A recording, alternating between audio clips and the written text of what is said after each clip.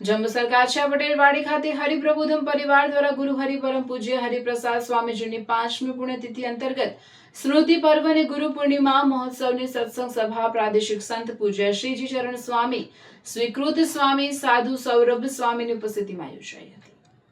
આ પ્રસંગે મુન્નાભાઈ સોપાનભાઈ કીર્તિભાઈએ જણાવ્યું હતું કે મનુષ્ય જીવને પકડનાર સાધુ છે, જેઓ સંગ કરીએ સેવન કરીએ તેવા ગુણ સ્વભાવ થાય છે, તો આપણે તો અક્ષરનું સેવન કર્યું છે તેમ કહી હરિપ્રસાદ સ્વામીજી પ્રબુદ્ધ જીવન સ્વામીજીના પ્રસંગોનું વર્ણન કરી આપણને કેવા માવતર મળ્યા છે તે અંગે સવિસ્તાર સમજાવી ગુરુના ચરણમાં રહીશું તો અક્ષરના શરણમાં લઈ જશે તથા સ્વામીજીએ આપણા ગુણ દોષ સ્વભાવ જોયા નથી તો તેમની અનુવૃત્તિ ગમતામાં વર્તીએ તો ગુરુ પૂનમની સાચી ઉજવણી કહેવાય। સમર્થ હોવા છતાંય સાધુતામાં ઓટ આવતી નથી।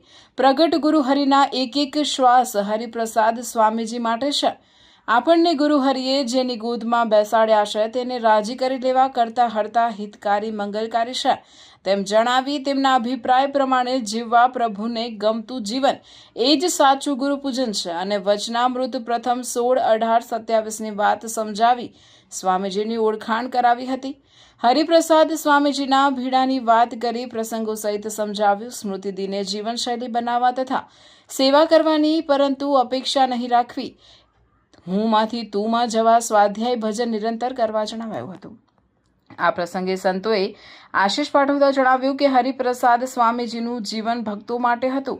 પ્રબુદ્ધ સ્વામીજીનો સંકલ્પ સેવા, સ્મૃતિ, સુહૃદ ભાવ, સ્વધર્મ તે અંગે સવિસ્તાર છણાવટ સાથે સમજાવી ભગવદી સંતો સાથે ખુલ્લા દિલનો સંબંધ રાખવા આ સહિત દુનિયા આખી ભગવાન ભજે છે, સુખી સંસાર માટે, પરંતુ આપણે આત્માને સુખી કરવા ભગવાન ભજવાના છે।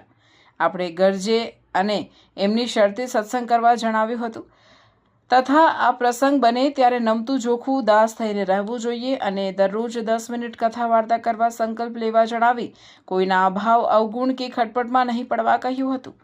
વિડીયો દર્શન દ્વારા પ્રબુદ્ધ સ્વામીજી ગુરુ પૂર્ણિમા, ગુરુનો મહિમા અને તેમની ક્રિયાઓ અંગે સવિશેષ સમજાવી હરિપ્રસાદ સ્વામીજીના ગુણોનું દર્શન કરાવ્યું હતું। આ પ્રસંગે સંત બહેન પૂજ્ય શુકમનુ બહેન, સુખચેન બહેન તથા સંત દર્શન બહેન ખાસ ઉપસ્થિત રહ્યા હતા અને બહેનોએ પણ ગુરુપૂજનનો લાભ લીધો હતો। સત્સંગ સભામાં પૂર્વ મહામંત્રી બળવંતસિંહ પડાર, મકનજીભાઈ પટેલ, કિશોરભાઈ જડિયા, ઠાકોરભાઈ એમ પટેલ, પ્રશાંતભાઈ, સંજયભાઈ, કીર્તિભાઈ પટેલ, ભરત મામા સહિત મોટી સંખ્યામાં સત્સંગી ભાઈઓ બહેનો ઉપસ્થિત રહી લાભ લીધો હતો। સમગ્ર સભાનું સફળ સંચાલન આશીષભાઈ ગાંધી દ્વારા કરવામાં આવ્યું હતું।